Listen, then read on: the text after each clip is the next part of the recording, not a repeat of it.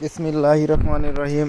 আপনাদের মাঝে আমি ভিজে ভিজে যে আমার লাউর বাগান দেখাচ্ছি। আমাদের এখন প্রচুর বৃষ্টি হচ্ছে, প্রায় দুদিন থেকে। দেখছেন আমার ফসলের ক্ষেতগুলো মাল্টিং পেপারের মাধ্যমে আবাদ করবো, সেজন্য লালা করে দিয়েছি এবং চারপাশগুলো অনেক, দেখছেন কত সুন্দর লাউ ধরেছে।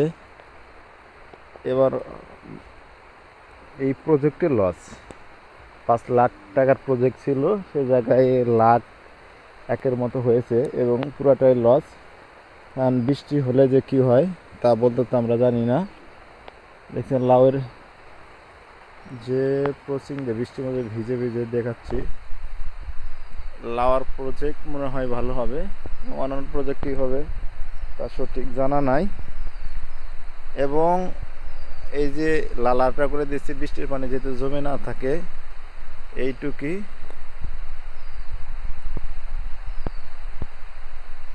আসসালামু আলাইকুম।